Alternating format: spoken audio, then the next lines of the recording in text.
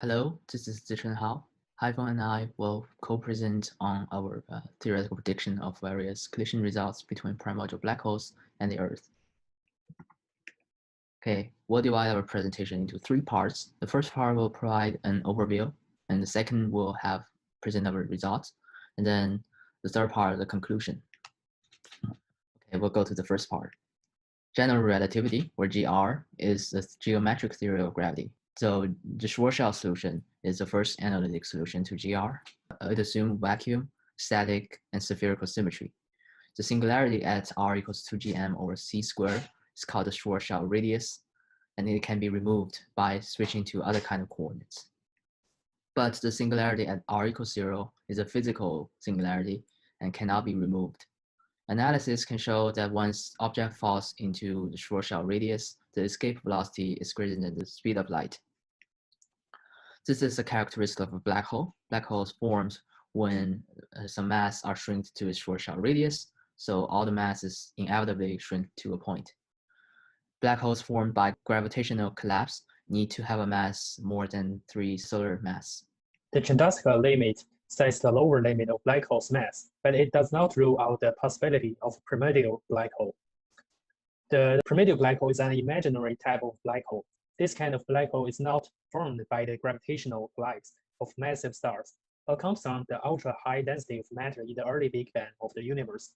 In short, it is a black hole formed in the early stage of the universe due to the dense distribution of matter in the local space. Their formation mechanism is different from that of black holes formed by the collapse of stars. So Stephen Hawking proposes that a black hole of mass m emits thermal radiations, now known as a Hawking radiation. For a Schwarzschild black hole, it emits at a temperature T. And applying the Stephen-Boltzmann law and the energy-mass relation, we can conclude that the black hole evaporates at a rate. So the lifetime of a black hole for the initial mass m0 is tau. So here is the figure is showing us the mass of the evaporating black hole as a function of time. We need to talk about an important definition show how it works in our research, which is the Bundy-Hoyle-Leviton accretion. This is accounts for the mass accretion of a point mass through a gas cloud in supersonic motion. Although non-relativistic, many researchers found broad agreement between the Newtonian and the general relativistic case. Hence, we will use the Bundy accretion to estimate the upper limit of accretion rate. The figure is the sketch of the Bundy-Hoyle-Leviton accretion. The figure is based on Richard Andrews' figure. Consider the accretion onto a star moving at a steady speed through an infinite large, uniformly distributed gas cloud. We go into the rest frame to the accreting star. Suppose the streamline follows a ballistic orbit with impact parameter psi and the velocity. And we assume the flow encounters at theta equals to 0, then solving the orbital kinematics equations, and we can give us the zeroth order in theta, which is the radius of the streamline. Since the mass element will be accurate if it is bound, we have the Hoyle-Leviton radius, and the material with impact parameter psi smaller than the psi of the Hoyle-Leviton will be accurate. Then the mass flux is shown here. The analysis by Bundy Els with the correction by Cody et al. That is shown the number 9. We'll now present our predictions of collision. So we'll first find a good mass range of the black hole. Hawking radiation places a lower limit. A black hole with mass that is too small will evaporate before anything could happen. Suppose a macro black hole has an initial velocity of 10 km per second relative to Earth. That's a typical velocity of an asteroid. And it has an impact parameter at the order of the Earth's radius. To set a safer upper limit, suppose further that the significant gravitational interaction takes place at a distance of 100 Earth radius. At this point, the gravitational interaction is really weak, much weaker than the gravitational interaction between Earth and the Moon. Then under the assumption of hyperbolic trajectory, since we have a scattering case, the encounter time is about 10 to the 5th second, which is about 1 day. And we want the lifetime to be much greater than that. So using the lifetime expression, we know that the mass of black hole needs to be much greater than 10 to the 7 kilograms. Page and Hawking studied the isotropic gamma ray background around 100 mega electron volts, and they place an upper limit of number density, which is about 10 to the 4th cubic parsec on average. Macro black holes would usually have mass less than 10 to the 11 kilograms, and the formation mechanism of macro black hole in the early universe restricts the number of black holes with larger mass than that. A macro black hole with the age of universe is about 10 to the 11 kilograms. So they are primordial black holes. So we'll have a safer upper limit of 10 to the 13. We will have a very safe upper limit here. So as we said, we assume the mass of black hole to be at the order of 13 kilograms and the initial velocity to be 10 kilometers per second. And we assume bounded accretion onto black hole. This is the maximum accretion rate. Of course, Eddington limit will apply here since not all the encounter mass will be accreted, but to find the maximum, we'll just apply bounded accretion rate for simplicity. And also, we assume the black hole to be the Schwarzschild black hole. That's pretty general. And we assume the rest frame of the Earth to be inertial. So we'll consider first when the black hole does not have a direct contact with the Earth's ground, which means we have a two-body problem. We'll ignore micro black holes' interaction with Earth's atmosphere because bounded accretion rate sets an upper limit at about 10 to the negative 21 of the initial mass per second, which is very, very slow. So we don't need to worry about accretion of gas on the black hole, and the trajectory will not be affected by the air molecules since it has a small cross-section, and also it has a very large mass. GR, however, is not a linear theory, which makes our problem more complicated. But intuitively speaking, we can reduce that to a Newtonian two-body problem, especially in the case when the distance is larger, much greater than the Schwarzschild radius.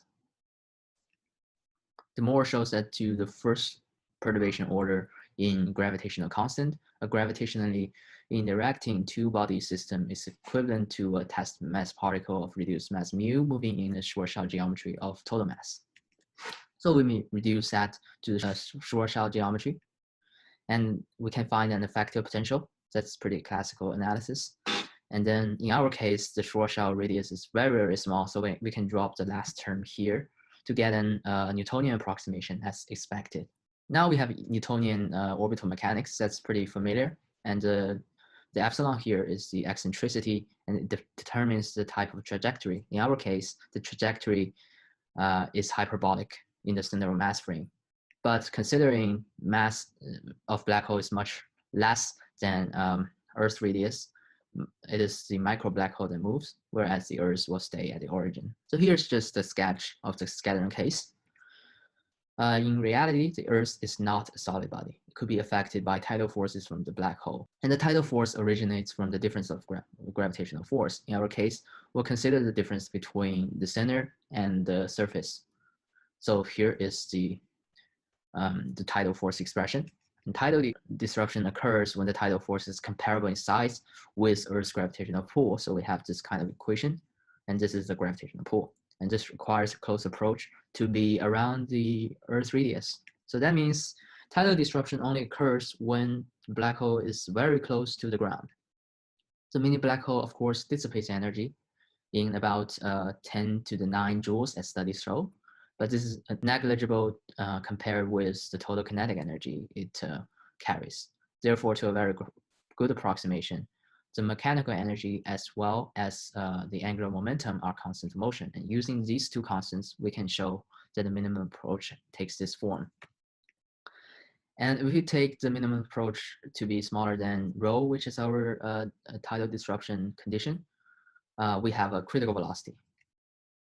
So here is just the region of the initial configuration. If the initial configuration is in the shaded area, the Earth will be tidally disrupted.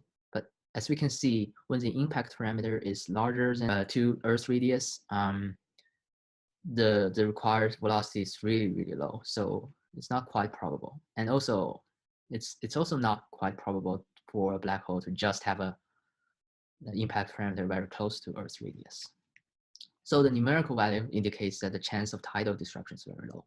So now we'll have some more loose condition. We'll consider the initial velocity such that the black hole will produce tidal effect as significant as Mohn's tidal effect. this gives this thing, but this is still very close to Earth's radius, and we can show here that the two conditions are really close.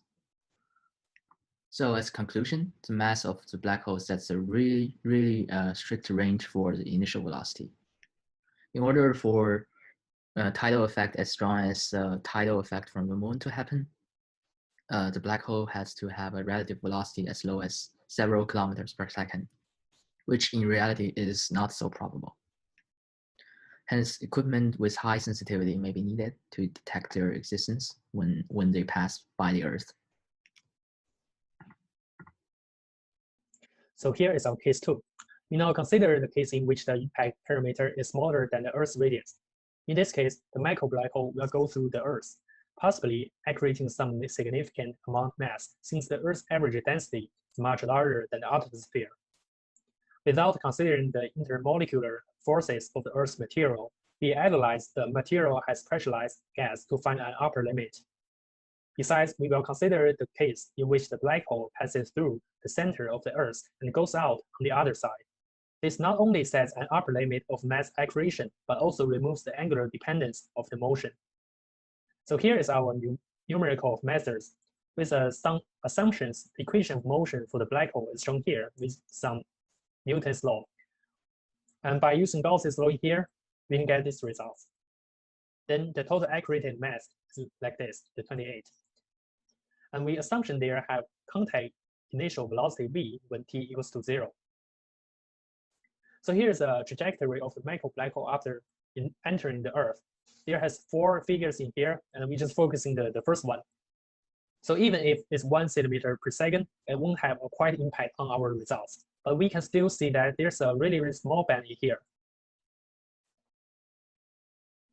So our conclusion of case 2 is due to its small mass, the micro black hole is unable to attract much mass from the Earth. The micro black hole with mass 10 to the 13 kilogram can only absorb up to the 10 to the negative 7 kilogram of Earth's material. Hence, even if a micro black hole straightly passes through the Earth, significant gravitational effects cannot be observed. So we have performed analysis for 2 scenarios of a 10 to the 13 kilogram micro black hole encounter with the Earth. Even if we set a very high upper limit, we showed that the gravitational interaction between the Earth and the micro black hole is still very low and requires special equipment with high sensitivity. On the one hand, we don't need to worry about the catastrophic impact it could have when it passes through the Earth. On the other hand, it presents challenges for us to detect their existence. For improvement, a careful analysis of required sensitivity of detecting equipment can be studied to increase the probability of microwave detection based on gravitational interactions.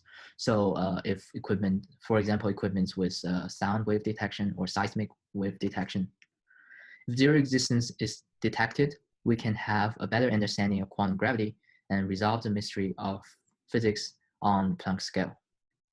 Here is our references, and we'd like to give special thanks to Professor Mark Morris from UCLA and Dr. Zhe Jiaji from Peking University for their suggestions, advice, and supports. Thank you, that's all.